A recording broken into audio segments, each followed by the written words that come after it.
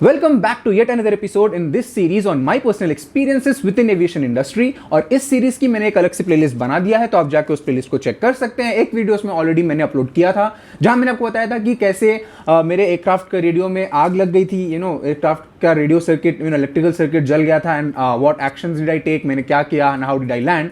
और इस सीरीज में ऐसे ही मैं छोटे की हाइलाइट्स या इंसिडेंट्स या कभी कभी फन स्टोरीज या फन इंसिडेंट्स मैं अपने करियर से, चाहे वो ट्रेनिंग करियर हो, चाहे वो एयरलाइन करियर हो, उससे मैं शेयर करता हूं आपके साथ। आज की इस वीडियो में मैं आपके साथ शेयर करूंगा मेरी ट्रेनिंग करियर के एक ऐसे इंसिडेंट से जहां पे मैं आपको बताऊंगा कि कैसे मेरे एयरक्राफ्ट के फ्यूल टैंक्स में फ्यूल लगभग खत्म हो गया था, क्या हुआ, क्या कोइंसिडेंसेस हुए, क्या टर्न ऑफ इवेंट्स थे जिसकी वजह से मैं ऐसी सिचुएशन में आया, and how did I land with almost no fuel in the fuel tank. तो अगर आप रेडी हैं तो कुर्सी की पेटी बांध लें, because we are ready for take of.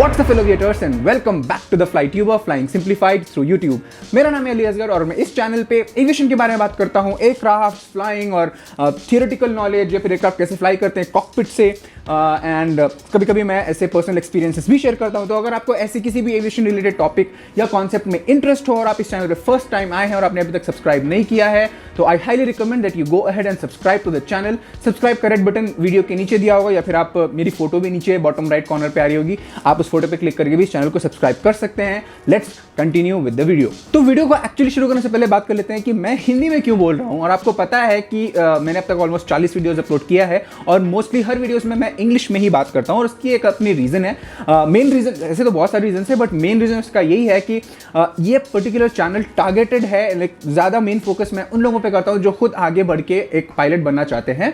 And आपको पता है कि to be a pilot you need to know English, है ना। तो आपको इंग्लिश आनी चाहिए। तो मैंने सोचा कि क्यों ना वीडियोस को इंग्लिश में रखूं, इससे आपकी इंग्लिश भी इंप्रूव होगी एंड आपको कॉन्सेप्ट भी साथ ही साथ समझ में आ जाएंगे, एंड ऑब्वियसली अल्टीमेटली एग्जाम भी आपके इंग्लिश में ही होंगे। तो that is the main reason जैसे मैं अपने मोस्ट ऑफ माई वीडियोस को मैं इंग्लिश में ही रखता हूं। बट या अगर मैं कभी कल को व्लॉग करूं या फिर जैसे मेरे पर्सनल एक्सपीरियंसेस हैं जो एक थियोरेटिकल या कॉन्सेप्चुअल वीडियोस नहीं है, उन्हें मैं सोच रहा हूं कि मैं हिंदी में भी बनाऊंगा। आप मुझे कमेंट करके नीचे बताना है कि आपको वीडियोस हिंदी में चाहिए या इंग्लिश में चाहिए, एंड अकॉर्डिंगली देखते हैं क्या होता है इस चैनल पे, बट कमेंट में जरूर बताना।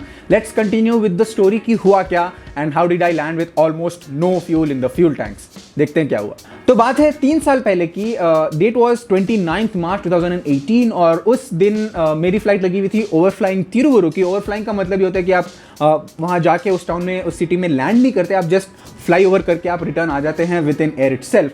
तो मेरी फ्लाइट थी ओवरफ्लाइंग तिरुवरुर। तिरुवरुर एक टाउन है तेलंगाना और आंध्र प्रदेश स्टेट, दोनों स्टेट के बॉर्डर पे। वैसे आता ये आंध्र प्रदेश में है, बट जस्ट बॉर्डर पे। हैदराबाद एयरपोर्ट यानी बेगमपेट एयरपोर्ट जहाँ से हम फ्लाई करते थे, वहाँ से इसका डिस्टेंस लगभग 125 नॉटिकल माइल आता है, which is somewhere about 230 kilometres.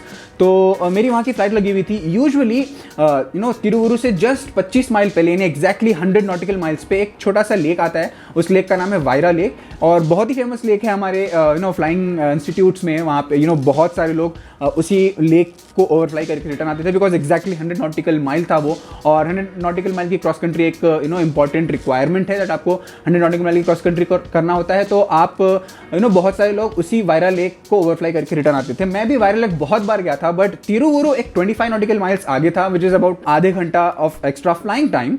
Usually वायरा lake से मैं जब रिटर्न आता था तो 30 मिनट्स का फ्लाइंग टाइम लगता था, बट दिस टाइम जो मेरा शेड्यूल टाइम था वो 3.5 आवर्स ऑफ फ्लाइट। तो मैं टेक ऑफ करता, तिरुवरुर ओवरफ्लाई करके रिटर्न आने में मुझे 3.5 घंटे लगने वाले थे। अब ये जो क्रॉस कंट्री फ्लाइट थी, ये मेरी सोलो क्रॉस कंट्री थी, मतलब कि मैं उस एयरक्राफ्ट में सोलो अकेले रहने वाला था। कोई दूसरा ऑक्यूपेंट, कोई ट्रेनर, कोई भी उस एयरक्राफ्ट में नहीं रहने वाला था। I would have been the sole occupant. तो सोलो क्रॉस कंट्री थी, एंड वायरा लेक तक जाके आना ही इट्स वेरी टायरिंग, बिकॉज 3 घंटा। सेसना 152 एयरक्राफ्ट था, तो 152 is a pretty small aircraft, you are pretty crammed up, उतनी जगह नहीं होती, you can not stretch your legs. तो या सेसना 152 एयरक्राफ्ट था। इट्स अ गुड एयरक्राफ्ट, लगभग 100 लीटर्स की फ्यूल कैपेसिटी उसमें है, it can carry 100 litres of fuel, but 3.5 घंटा in that confined space is really difficult. तो मैंने सोचा कि यार, and plus 29 March temperature had already started rising up, गर्मी बढ़ रही थी, तो मैंने सोचा कि यार क्यों ना जल्दी रिपोर्ट करते हैं एकेडमी को, जल्दी डिपार्ट करेंगे और before temperature starts rising, before गर्मी बहुत बढ़े, I will return back and land as soon as possible. तो दैट वाज द प्लान और इसीलिए मैं जल्दी रिपोर्ट किया मैंने फ्लाइंग क्लब को। लेकिन विजिबिलिटी इंप्रूव हुई नहीं। बेसिकली कोई भी सोलो फ्लाइट होती है जो ट्रेनिंग की, यानी जिसमें इंस्ट्रक्टर नहीं होता and you are alone, a trainee is alone, ऐसी फ्लाइट के लिए you need at least 5 kilometres of visibility, और 5 किलोमीटर की विजिबिलिटी हुई नहीं थी, लगभग 4 किलोमीटर की थी, जिस वजह से मैं जल्दी डिपार्ट नहीं कर सका। एंड आफ्टर अबाउट 1 घंटे के बाद मेरे CFI ने मुझे कहा कि इट्स बेस्ट कि अब तुम डिपार्ट ना करो, बिकॉज देन अभी तो टेम्परेचर ठंडा है but 3.5 hours is a lot, और तब तक के टेम्परेचर्स बहुत बढ़ जाएंगे and it will be very uncomfortable. Plus aircraft का परफॉर्मेंस भी गर्मी में उतना अच्छा होता नहीं, मेरे my fellow pilots know what I am talking about. तो इन सब रीजन की वजह से मेरी फ्लाइट डिले हो गई एंड मेरे CFI ने कहा कि यार instead of the aircraft sitting idle on the ground, बजाय इसके कि वो किसी खड़ा रहे, why not let me take some other candidate. तो वो किसी दूसरे स्टूडेंट को लेके 1 आवर की ट्रेन फ्लाइट करके आ गए। Anyways after lunch somewhere about 1:40 PM is when I departed. मैंने फ्यूल चेक किया, it was topped up, I departed, but due to some reasons वहाँ पे मिलिट्री फ्लाइंग भी हो रही थी उस एयरपोर्ट पे, तो उस वजह से लगभग 40 मिनट्स मुझे होल्ड करना पड़ा ग्राउंड पे ही on the taxiway. Even I couldn't get a take off clearance, मेरे को टेक ऑफ भी नहीं करने मिला। 40 मिनट्स तक मैं टैक्सी वे पे होल्ड कर रहा था। बिफोर आई टुक ऑफ, मेरे ही फ्लाइंग क्लब का एक और एयरक्राफ्ट था, ट्रेनिंग एयरक्राफ्ट, जिसमें मेरे इंस्ट्रक्टर बैठे हुए थे। मैंने उन्हें रेडियो पे पूछा कि 40 मिनट से मैं होल्ड कर रहा हूँ, तो will I be able to make it, because Wyra lake तक नहीं, मेरे को तिरुवुरु तक जाना है, इट्स फर्दर। तो 40 मिनट में ऑब्वियसली अच्छा खासा फ्यूल बर्न हो गया होगा, तो shall I continue with the flight या मैं वापस जाके रिफ्यूल करा के आऊँ।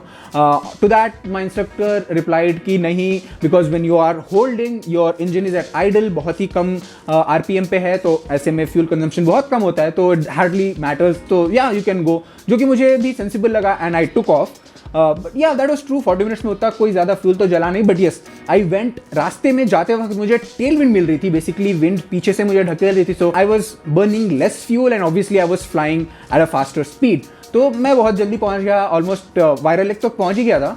बट वायरा लेक के बाद 125 नॉटिकल माइल्स यानी 25 माइल और आगे जाना था and I was a bit hesitant. मेरे को थोड़ा डाउट हो रहा था कि यार फ्यूल उसमें एयरक्राफ्ट में उतना रहेगा कि नहीं, या कोई ऐसी कभी कभी ऐसा होता है कि आपको होल्ड वगैरह करना पड़ जाता है, तो you will need more fuel. तो मैंने क्या किया, वायरा लेक तो क्रॉस किया मैंने, बट एक अराउंड 110 नॉटिकल माइल्स से मैं रिटर्न हो गया, यानी 15 माइल और मैंने छोड़ दिए। 15 माइल जाना, 15 माइल आना, total 30 miles of distance, which is about 20 से 25 मिनट, मैक्सिमम आधा घंटा, मैक्सिमम आधे घंटे की फ्लाइंग बची थी। मैंने कहा कि यार छोड़ो, रिस्क नहीं लेते हैं, बिकॉज रास्ते में कोई दूसरा एयरपोर्ट नहीं था until I reach back Hyderabad. तो मैंने डिसीजन लिया, 110 नॉटिकल माइल्स पे I return back. That was a good decision, it help me allot.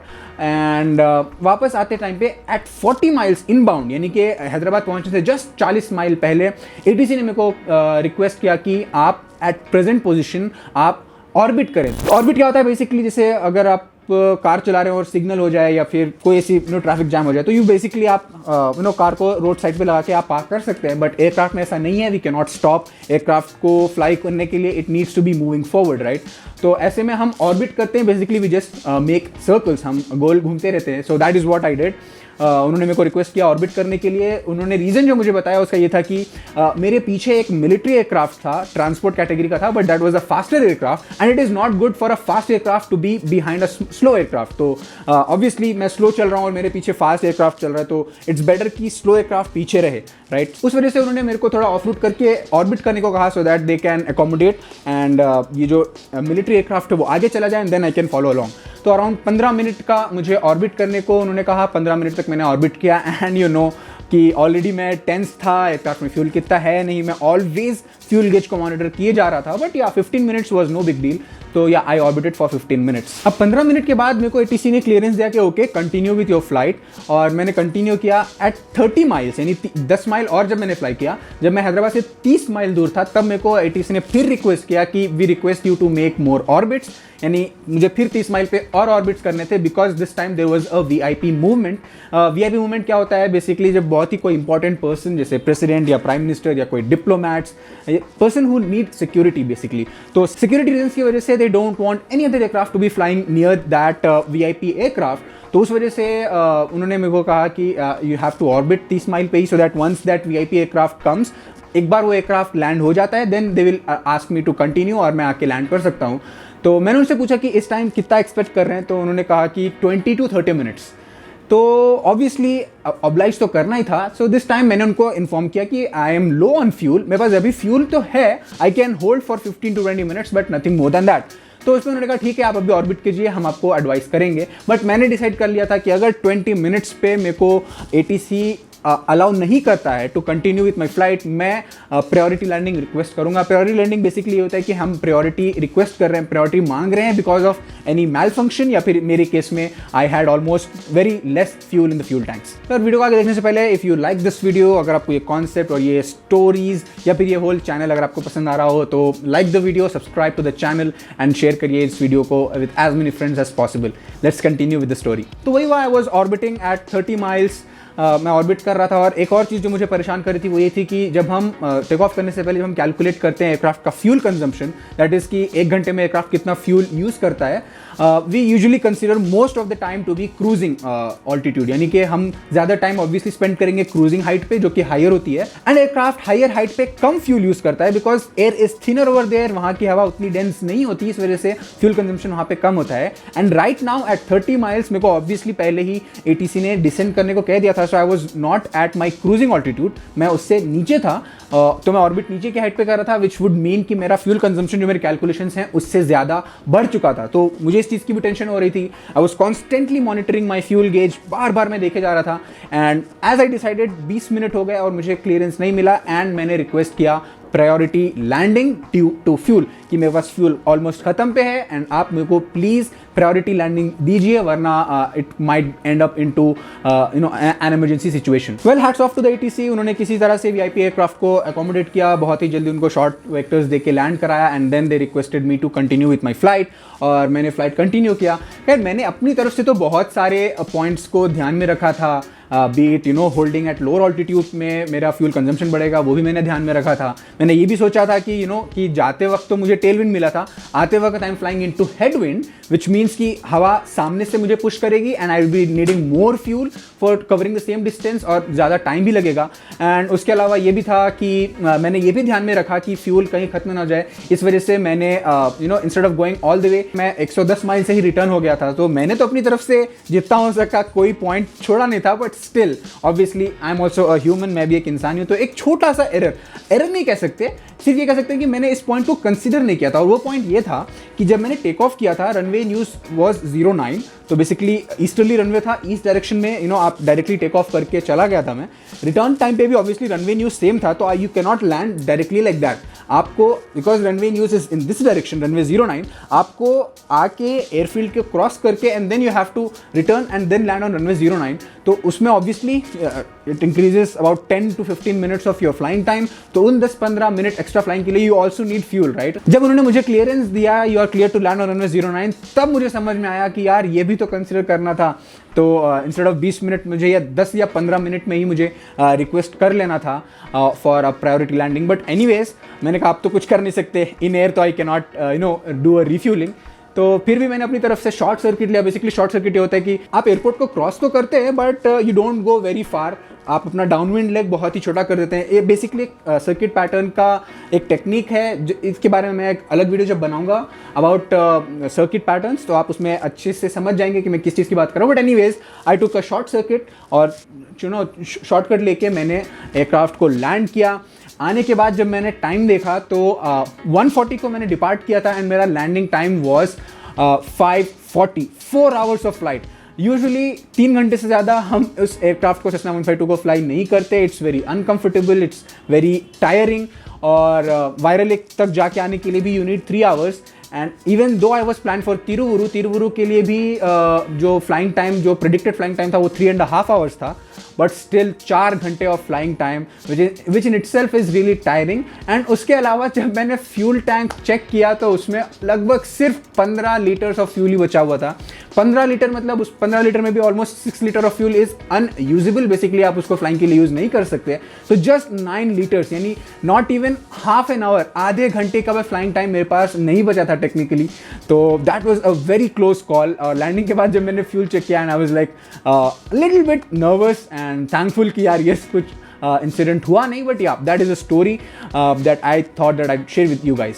तो यार अब इस इंसिडेंट से या इस स्टोरी से हमें सीख क्या मिलती है, what are the lessons, what are the takeaways from this incident नहीं कह सकते, इट्स अ स्टोरी बिकॉज कोई ऐसी चीज़ इसमें हुआ नहीं, it was a close call, but anyways इससे हमें ये सीखने को मिलता है कि यार flying is a difficult job, it's a different job, fly करना इतना आसान नहीं है। फिर चाहे वो एक छोटा एयरक्राफ्ट, एक सेस्ना 152 ही क्यों ना हो, चाहे वो एक ट्रेनिंग फ्लाइट ही क्यों ना हो, चाहे वो एक बड़ा A380 हो, बी इट एयरलाइन फ्लाइंग और flying in a training Cessna 152 aircraft, matter नहीं करता। Flying itself is tricky, it's difficult, it is challenging, आपको प्रिपेयर करना ज़रूरी है। इवन आप खुद सोचो यार कि मैंने अपनी तरफ से जितना भी पॉसिबल हुआ मैंने चीज़ों को कंसिडर किया, बहुत सारी चीज़ें, but still there was a small thing that I missed out on. ऐसे तो ये बहुत ही साधारण सा टॉपिक है, इट्स वेरी नॉर्मल। आप सोचेंगे यार ये कैसे मिस कर सकते हैं, you have taken of on 09 और आप ऑब्वियसली अगर आपको रनवे 09 पे लैंड करना है तो you have to go on the other side of the airport. तो ये तो बहुत ही छोटा सा टॉपिक है, बट जब आप उस एयरक्राफ्ट में वहाँ पे प्रेजेंट होते हैं उस टाइम पे with all of these things going around and plus if you are nervous, इसीलिए कहते हैं कि you have to be calm while you fly. तो इन सब सिचुएशन में it's very easy to forget on very small things, बहुत ही छोटी छोटी चीज़ें भी आप मिस कर जाते हैं। So that is why flying is a difficult job. और अगर आपको लगता है कि मैंने जो पायलट सैलरीज की वीडियो बनाई थी, अगर वो वीडियो देख के आपको लगता है कि यार पायलट को तो कुछ ज़्यादा ही पैसे मिलते हैं, तो अब आपको आपका आंसर मिल गया होगा कि why we are paid so much. मैं बस यही सोचता हूँ यार कि उस दिन अगर मैं वो 15 माइल एक्स्ट्रा गया होता तो क्या हुआ होता, 15 miles one way, 15 miles the other, total 30 mile, that is almost about 20 to 30 minutes of flying time. अगर वो मैंने किया होता तो क्या हुआ होता, what would have happened that day, आप खुद इमेजिन कर सकते हैं। सो या वी कैन से कि एक डिसीजन मेकिंग यहाँ पे मुझे बहुत ही हेल्पफुल थी कि यार मैंने वो डिसीजन लिया। Anyways this was the story. I hope कि आपको इस वीडियो से सीख मिली होगी और इंटरेस्टिंग लगी होगी। अगर आपको वीडियो पसंद आया हो तो just smash that like button and subscribe to the channel. इस वीडियो को अपने फ्रेंड्स के साथ ज़रूर शेयर करना एंड ऑब्वियसली बिल्कुल मत भूलना, let me know in the comment section बोलो कि आपको मेरी वीडियोस हिंदी में पसंद है या इंग्लिश में। पर्सनली मैंने आपको सारे रीजंस बता दिए कि मैंने अपने वीडियोस को इंग्लिश में क्यों रखा। Anyways, I'll be coming up with very interesting videos very soon. Until then, take care and happy landings.